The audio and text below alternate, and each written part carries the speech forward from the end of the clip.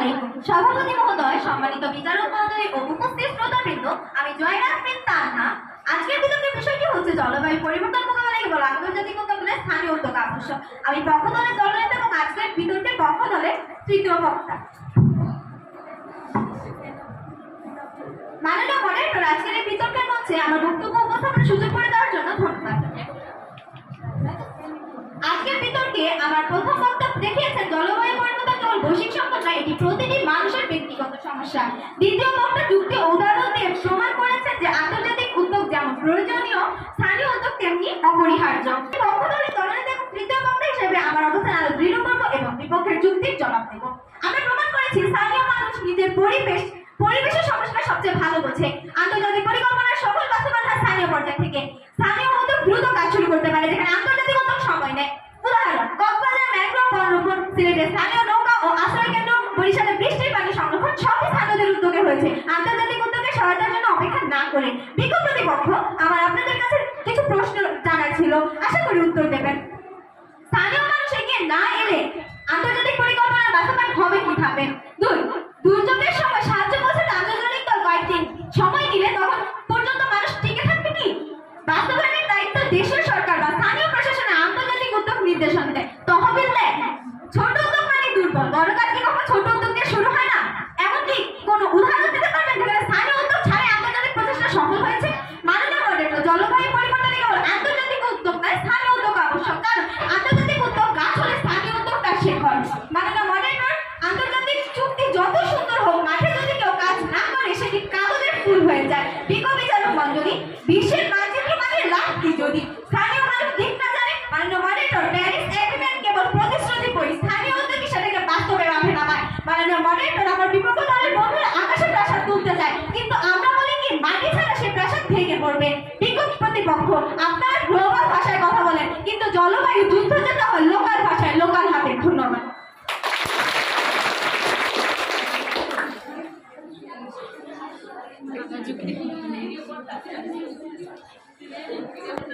ধন্যবাদ পক্ষ দলের তৃতীয় বক্তা দলনেতা জয়না আফরিন তানহাকে। আমরা ইতিমধ্যে বিতর্কের শেষ পর্যায়ে চলে আসছি। আমরা এতক্ষণ পক্ষ বিপক্ষ দলের বক্তাদের বক্তব্য শুনেছি।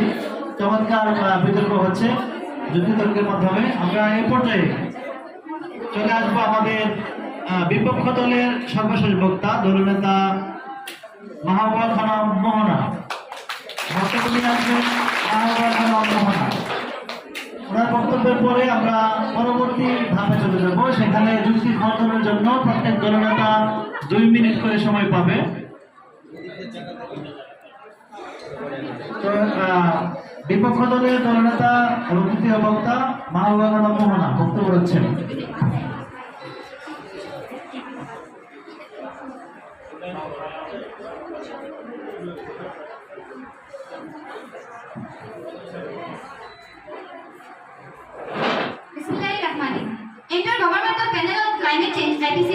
জলবায়ু পরিবর্তনের প্রধান কারণ মানুষের কার্যকলাপ, বিশেষ করে জীবাশ্ম জ্বালানি পোড়ানো, বন উজাড় ও শিল্প কারখানার গ্যাস নির্গমন।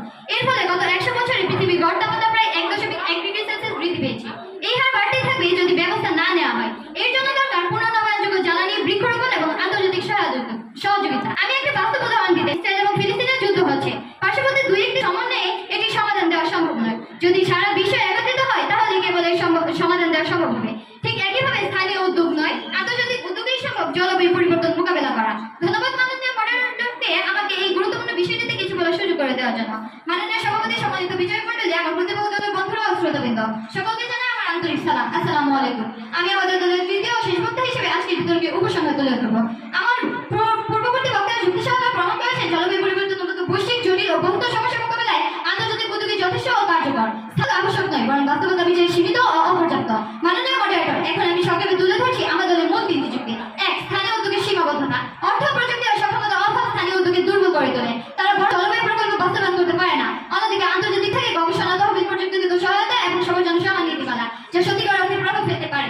2. সমস্যা উৎস আন্তর্জাতিক, তাই সমাধান আন্তর্জাতিক হওয়া উচিত। বৃহৎ শিল্পজাত দেশগুলো 75% গ্যাস নিঃসরণ করে, যেখানে একটি গ্রামের চাষি বা কর্মচারী কিছুই পরিবর্তন করতে পারে না, যতই সচেতন হোক না কেন। তাই সেই সমস্যা যদি বৈশ্বিক হয়, সমাধান বৈশ্বিক উদ্যোগী হতে হবে। 3. টেকসই সমাধান আসে বৈশ্বিক সমন্বয় থেকে। জাতিসংঘ, এসব আন্তর্জাতিক পদক্ষেপ আমাদের পরিবেশ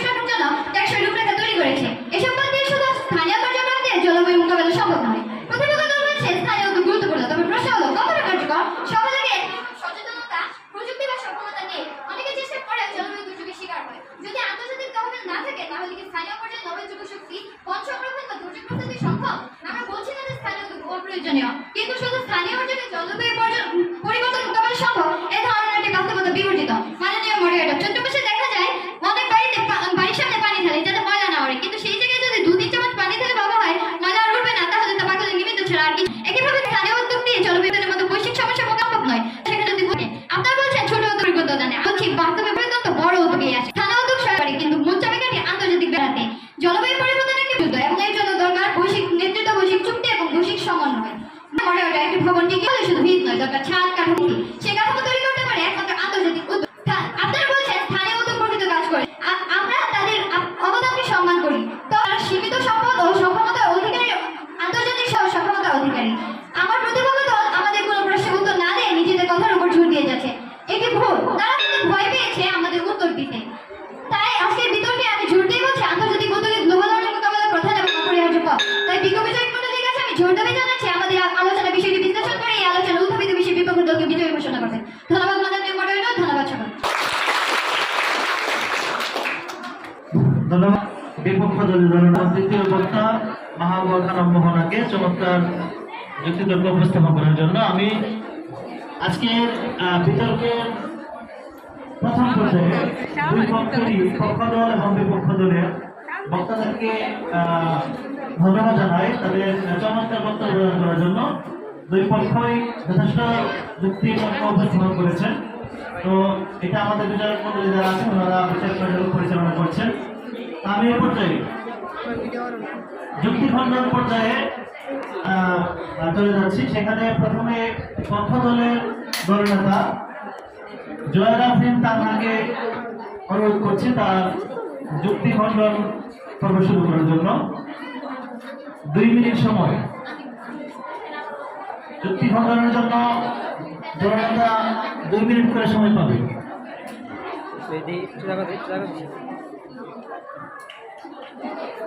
সম্মানিত সভাপতি, সম্মানিত বিচারকবৃন্দ, আমি পক্ষ দলের দলনেতা এবং আজকের বিতর্কের পক্ষ দলের শেষ বক্তা মাননীয় মডারেটর, যুক্তি খণ্ডনে আমার বক্তব্য উপস্থাপনের সুযোগ করে দেওয়ার জন্য ধন্যবাদ।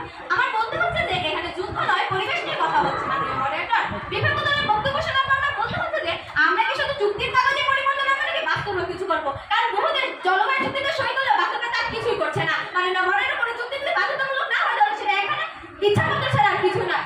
প্যারিস চুক্তিতে অংশগ্রহণকারী দেশগুলো নিজেদের ইচ্ছা মতো লক্ষ্য নির্ধারণ করে, কিন্তু তা না মানলে তাদের কিছুই হয় না। যারা পৃথিবীকে সবচেয়ে বেশি দূষিত করছে তারা সবচেয়ে বেশি কথা বলে, কিন্তু সাহায্য দিতে চায় না। উন্নত দেশগুলো আর্থিক সাহায্যের কথা বললো এখনো অনেক প্রতিশ্রুতি অপূর্ণ। মাননীয় মডারেটর, জলবায়ু ইস্যুতে যারা এখন একটা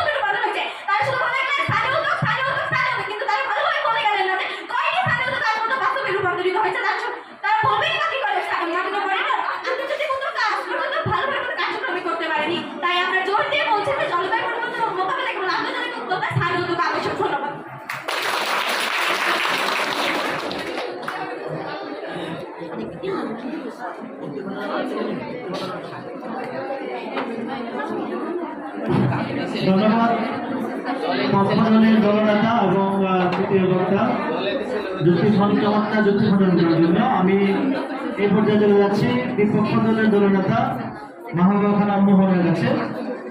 আমি অনুরোধ করছি যুক্তি খণ্ডন করার জন্য।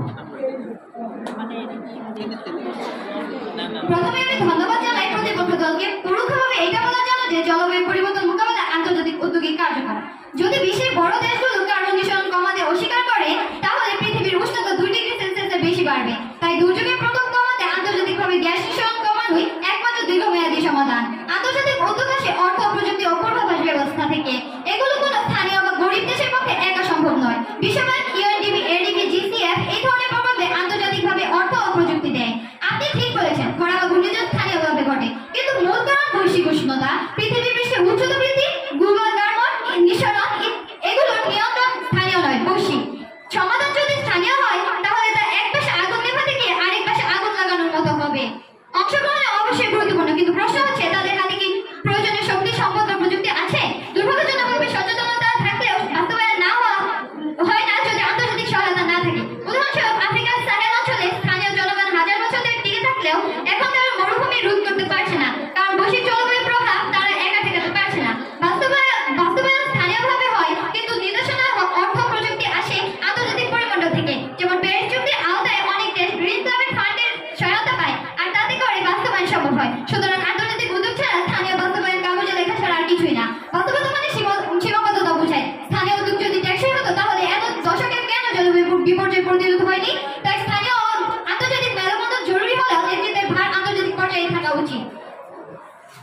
আপনারা শুধু ছন্দ বলে গেলেন, কিন্তু সঠিক উদাহরণ দিতে পারলেন না। নৌকা পারাপারের জন্য প্রথমে নৌকার প্রয়োজন, কোনো বৈঠান না। আমরা সবগুলো প্রশ্নের উত্তর দিয়েছি, কিন্তু আপনারা সেটা না বুঝে আমাদেরকে উল্টো প্রশ্ন করে গেলেন।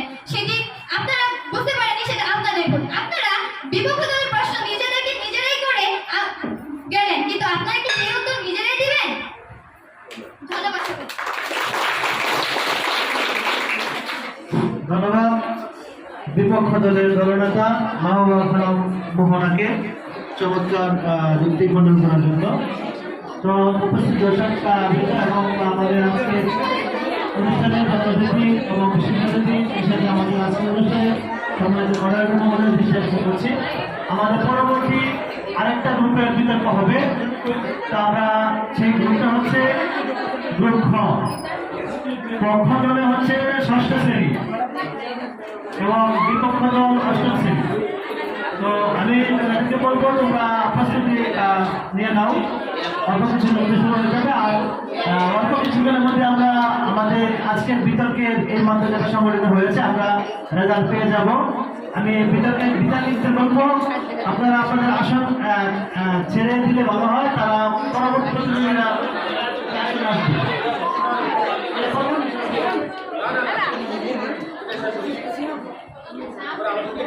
আচ্ছা, তাহলে আমরা রেজাল্ট পাওয়া পর্যন্ত অপেক্ষা করবো।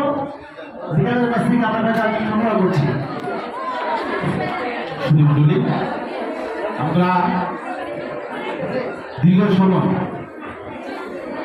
সময় পক্ষ ও বিপক্ষ মিলে বক্তব্য আমরা শুনেছি। যারা আজকের এই বিতর্ক অনুষ্ঠানে অংশগ্রহণ করেছে, বিশেষ করে প্রতিযোগী, তাদেরকে আমি আমার পক্ষ থেকে আন্তরিক ধন্যবাদ এবং শুভেচ্ছা জানাই। এটা বিতর্ক প্রতিযোগিতা আসলে প্রকৃত পক্ষে একটা বাকযুদ্ধ, ঠিক না? একটা প্রকৃত পক্ষে এটা কি হচ্ছে, একটা বাকযুদ্ধ। যে ভালো বক্তব্য বিষয়ের পক্ষে উপস্থাপন করতে পারে এবং সুন্দরভাবে তার খণ্ডন করতে পারে, বা যুক্তি উপস্থাপন করা এবং এটা খণ্ডন করা, এই যোগ্যতা যে দলের আছে সেই দলে কিন্তু সাধারণত ভালো করে। আমি আমার মডারেটর হিসেবে আমি মনে করি যারা যে দুই দল অংশগ্রহণ করেছে তারা চমৎকার বক্তব্য রাখছে। আমি তো আমার পক্ষ থেকে দুই দলকে আমি অভিনন্দন জানাই। হার জিত তো থাকবেই, এটা কোনো বিষয় না। অংশগ্রহণ করাটাই হচ্ছে সবচেয়ে বড় বিষয়। এখন রেজাল্ট শেষ করার আগে রেজাল্টটা ঘোষণা দিবে আমাদের এই অত্র অনুষ্ঠানের প্রধান অতিথি মহোদয়, এবং তিনি সমাপনী বক্তব্য দিবেন। এর পূর্বে কিছু বক্তব্য প্রদান করার জন্য, সংক্ষেপে বক্তব্য প্রদান করার জন্য অত্র অনুষ্ঠানের বিশেষ অতিথি জনাব মোহাম্মদ নেজমুল আলম সাহেবকে মাইক্রোফোন প্রদান করেছেন। ধন্যবাদ।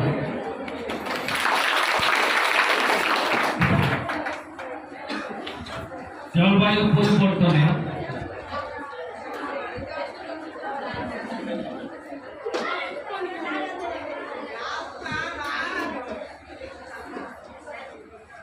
পরিবর্তনে বিরূপ প্রভাব মানে এটা প্রতিরোধ আন্তর্জাতিকভাবে আর স্থানীয়ভাবে এটার পক্ষে এবং বিপক্ষে আজকে এই অনুষ্ঠানে উপস্থিত আমার সম্মানিত সভাপতি, উপস্থিত অত্র এলাকার বিশিষ্ট সমাজসেবক, চিকিৎসক এবং তোমাদের অতি সুখ দুঃখের যে কোনো সময়ে সহায়ক জনাব মোহাম্মদ ডাক্তার সাইদুল আমিন সাহেব, আমি তর্ক বিতর্ক অনুষ্ঠানে যারা তোমরা অংশগ্রহণ করছো, আমি তোমাদের এই যে আলোচনা হয়েছে না, এই আলোচনার মধ্যে সত্যিকার অর্থে আমি ডুবে গেছিলাম। তোমরা এমন ভাবে পক্ষে এবং বিপক্ষে এত সুন্দরভাবে তোমরা বক্তব্য প্রদান করছো, আসলে সত্যি সত্যি আমি এতক্ষণ এই বক্তব্যের মাধ্যমে ডুবেছিলাম। তোমাদেরকে ধন্যবাদ জানাই, যে তোমরা অনেকটা অগ্রসর হয়েছে। এখন আমি একটা জিনিস তোমাদেরকে বলি, সেটা হলো আমার মনে হয় বিচারক মন্ডলী যারা ছিল তারা একটু দ্বিধাদ্বন্দ্বে ভুগছে যে কি করে। হ্যাঁ, সময় 3 মিনিট, এর ভিতরে যত বেশি উপস্থাপন, যত বেশি পয়েন্ট। এখন তোমরা যে কথা বলছো, অনেক সময় আমার মনে হয় সারা রাত বিচারক মন্ডলী তারা অনেকগুলি ধরতে খুব কষ্ট হচ্ছে। সাবলীল ভাষায় তুমি যখন একটা পয়েন্ট করবা, তখন এইটা এমন ভাষায় বলতে হবে যে একটা পয়েন্ট আসতেছে, বিচারক মন্ডলীর দৃষ্টি আকর্ষণ করে। আরেকটা জিনিস আমি লক্ষ্য করছি, সর্বোপরি তোমাদের সব ভালো হচ্ছে, আবার কেউ করে না যে আমি এটা তোমার সমালোচনা করতেছি। আরেকটা জিনিস, তুমি যে তোমার পক্ষ থেকে বিপক্ষ দলকে ডাকছো, একবার হতো তুমি তাদেরকে বলো নাই আসুন না আমরা এক বাক্যে বলি এইটাই আমার নাই আমার ভালো, এরাও তো বলে নাই। বাবা আমাদের বিচারক মন্ডলী বা এই মডারেটর ওনাদের দৃষ্টি আকর্ষণ করে যে আমি বক্তব্যটাই মডারেটে গেছিলাম, এটা যুক্তিসঙ্গত। কাজেই আর এই বিতর্কের জন্য বিতর্ক না করে আমরা এক বাক্য বলি, হ্যাঁ, বৈশ্বিক জলবায়ু হলো একমাত্র আন্তর্জাতিকভাবে এটা সমাধান একমাত্র পক্ষে নয়। তুমি তোমারটা করতে, তাহলে এই দিকটা তোমরা সবসময় লক্ষ্য রাখবা। আর আরেকটা জিনিস হলো, সেটা আমি আবার বলছি, তোমার 3 মিনিটের মধ্যে তোমার বক্তব্য শেষ করতে হবে, যত তাড়াতাড়ি পারো।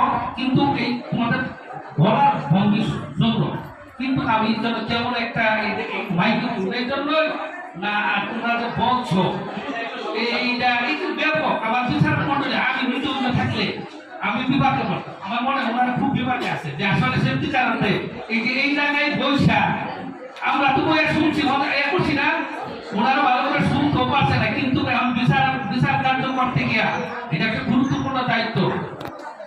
কাজেই আমি সর্বোপরি তাদেরকে ধন্যবাদ জানাই। তোমরা এভাবে যদি ইনশাআল্লাহ আরো 2-একটা অনুষ্ঠান যারা করেন, তাহলে আমাদের দক্ষিণ 30 সালে এক সময় আর্ট স্কুল কইলে বলতো আর্ট স্কুল কই, এটা আমার বলতে হচ্ছে আর এইটা তোমরা পরিচয় দিচ্ছ তোমাদের রেজাল্ট, তোমাদের বিজ্ঞান প্রযুক্তি মেলা, খেলাধুলা, সাংস্কৃতিক অনুষ্ঠানে, এমনকি একটা বিতর্ক অনুষ্ঠানে মনে হয় একটা উদাহরণভিত্তিক বিতর্ক অনুষ্ঠানেও তোমরা সেটা প্রমাণ করে দিয়েছ। আর যদি তোমরা এভাবে করতে পারো, আমি আশা করি দক্ষিণ 30 সালে কেন 30 সালে তোমাদের সাথে কোনো মাথা করতে না। সবাইকে আমার ধন্যবাদ জানিয়ে আমি আমার সংক্ষিপ্ত বক্তব্য পেশ করছি। ধন্যবাদ সবাইকে। আসসালামু আলাইকুম।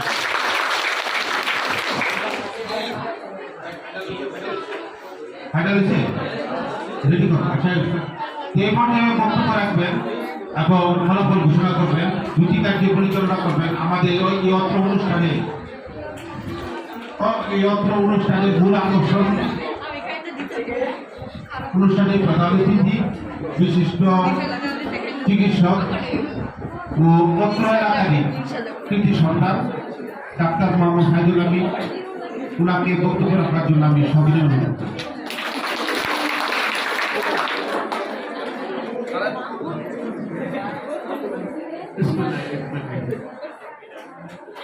সম্মানিত সভাপতি, বিশেষ অতিথি, বিচারকবৃন্দ, অংশগ্রহণকারী এবং আমার সামনে ছাত্রছাত্রী ভাইদেরও বিতর্ক কি জন্য করানো হয় বিভিন্ন স্কুল? বিতর্ক করানো হয় ভবিষ্যৎ নেতা তৈরির জন্য। ভবিষ্যতে তোমরা এমপি হবা, মন্ত্রী হবা, সংসদে যাবা, রাষ্ট্রপতি হবা, যেখানে দেশ জাতির জন্য সরকারি দল বিরোধী দল সবাই দেশের ভালো চায়, কিন্তু একটা এজেন্ডা নিয়ে বিতর্ক হয় কোনটা হলে ভালো হয়। সবাই যদি বলে তাহলে সেটা সুন্দর হয়, একটা রেজাল্ট হয়। আগে তোমরা যে বিতর্ক করেছো খুবই অনুপ্রাণিত হয়েছে, খুবই ভালো লাগছে। এটা যদি চর্চা হয় তাহলে বাকি যে জিনিসগুলো আমাদের স্যার নিশ্চয়ই ভালো হয়ে যাবে। কারণ অভ্যাস হচ্ছে, মাঝে আমাদের স্যার বলছিল যে মাঝে কয়েক বছর বন্ধ ছিল। এটা যদি প্রচার হয় তাহলে যে যারা দেখলো পরবর্তী সময়ে তারা যখন বিতর্ক করবে বুঝতে পারবে যে আমাকে একটু আসতে বলতে হবে, আমাকে বিষয়বস্তুর উপর থাকতে হবে, আমাকে যুক্তি খণ্ডন করতে হবে। আমরা আশা করি যে এগুলা ঠিক হয়ে যাবে। দেখো আল্লাহ কি কারিগরি। আমরা সূর্যকে এত ভালোবাসি, সূর্যের আলোর জন্য পাগল, রাতের পরে কখন সকাল হয়, তাই না? সূর্যের আলো সম্পূর্ণটা যদি আমাদের এখানে আসতো, পৃথিবীতে আমাদের কাছে, তাহলে আর আমরা কিন্তু বেঁচে থাকতে পারতাম। যেরকম অ্যাটম বোমা, পরমাণু বোমা ফেলে দিলে মানুষ মরে যায়, সবকিছু মানুষের রোগ শোক বিভিন্ন এটা তোমরা জানো যে সূর্যের একটা আলট্রা ভায়োলেট রশ্মি আছে। এই রশ্মিটা যদি আমার শরীরে লাগে, আমার চামড়াতে ক্যান্সার হবে, শরীরে ক্যান্সার হবে, আমার হার্ট ডিজিজ হবে, অনেক কিছু হবে, আমি মারাও যাবো। সেই রশ্মিটা জানো যে আমাদের বায়ুমণ্ডলে কয়টা স্তর আছে? না, 8টা বেশি আছে, 5টা বা 6টা স্তর। ওখানে স্ট্রেটোস্ফিয়ার আছে, ওখানে ওজোন আছে, ওজোন স্তর। ওজোন স্তরে সেটা ফেরত যাবে।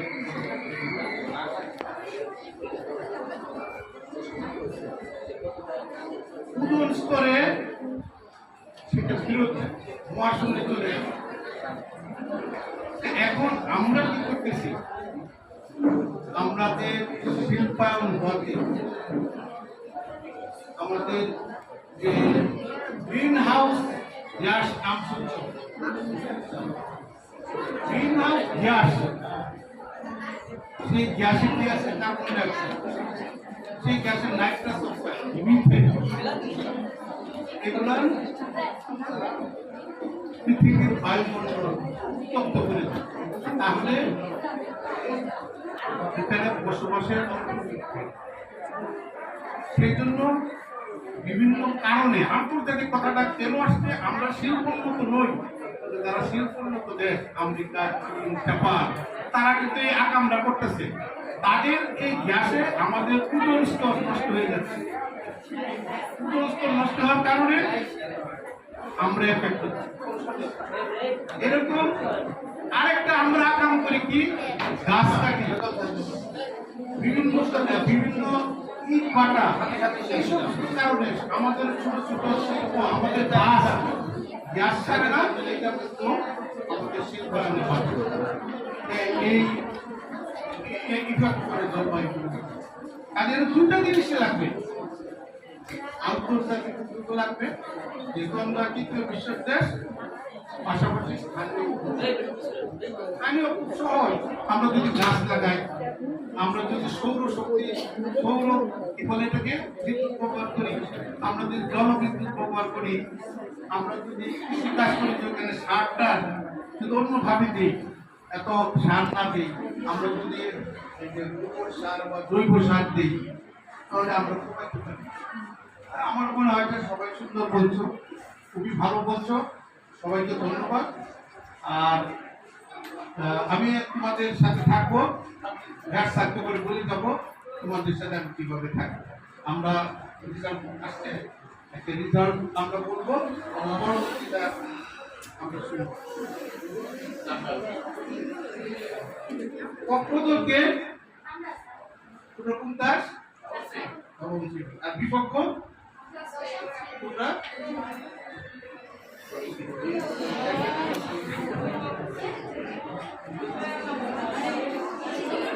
বিপক্ষ দল হলো দশম। আচ্ছা, আমাদের বিচার এখন তো দুটোই করবে, এখন তো দুটোই করবে, তাই না? এটাই আমাদের মানতে হবে। এটাই হলো ধৈর্য, এটাই মেনে নেওয়া। ঠিক আছে, সবার দৃষ্টি আকর্ষণ করছি এই পর্যায়ে হয়েছে বা বিজয়ী হয়েছে পক্ষ দল।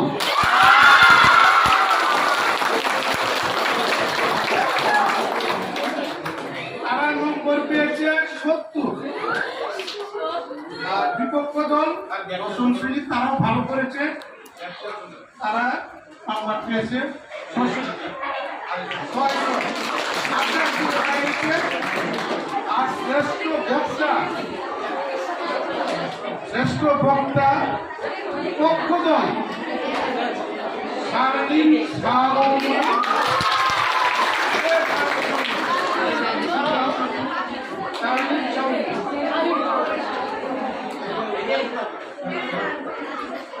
দ্বিতীয় বক্তা দ্বিতীয় হচ্ছে যারা কাছাকাছি, একজন হলো জুয়াইরা আফরিন তানহা, 23, আর একজন আছে মাহবুবা খানম মোহনা।